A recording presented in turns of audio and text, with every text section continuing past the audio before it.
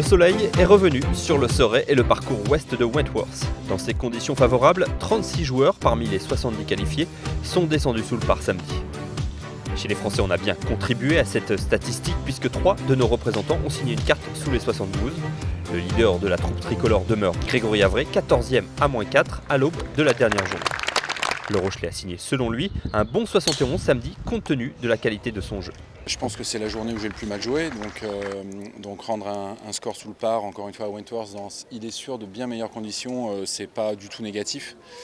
Je pense bien m'en être sorti avec un putting assez solide notamment qui m'a permis de garder la tête hors de l'eau toute la journée et de bien finir avec un birdie au 17 et finalement un bon de putt au 18. J'ai loupé un ou deux putts au début mais encore une fois ça a été une vraie bonne journée de putting et c'est le gros point positif de la journée.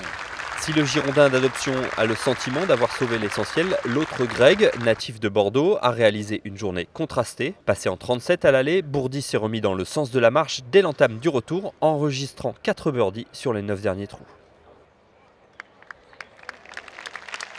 La réaction était belle, je me suis bien fait plaisir sur plus de la moitié du parcours, avec 3 birdies, 15, 16, 17 en enchaînement sur la fin, donc c'était...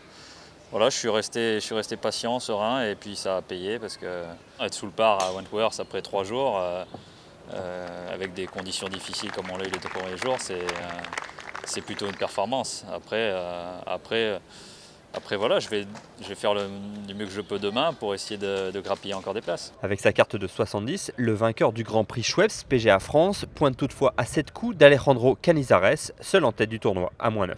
Comme promis la veille, le Lyonnais Raphaël Jacquelin est passé à l'offensive samedi. Malheureusement, l'élève d'Alain Alberti n'a pas réussi à opérer le rapproché au classement espéré. La chance n'était visiblement pas de son côté. Chaque fois que j'étais en position d'aller chercher le drapeau, j'essayais.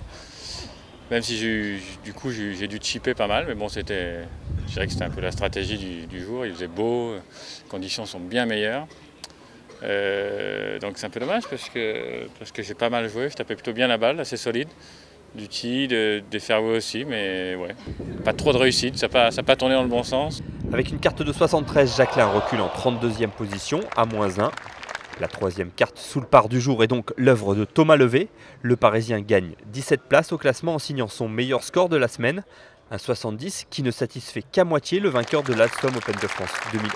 Un peu hésitant sur la fin, sur les 5-6 derniers trous, ce qui m'empêche de faire une très belle carte. Mais bon, 70, c'est bien, je vais sûrement gagner des places aujourd'hui avec ça. Et puis surtout, c'est bien par rapport aux conditions d'hier de remettre le jeu tout de suite dans le coup, parce que vraiment hier c'était difficile. Et pour dire la vérité, depuis mercredi après-midi, je ne me suis pas entraîné parce qu'il y a eu orage jeudi soir. Et hier soir, il était 8h15 quand on a fini, il faisait 3 degrés. Enfin, ce samedi n'a pas souri à Julien Ken. Le Manceau dégringole au classement, en cause un 3e tour bouclé en 78.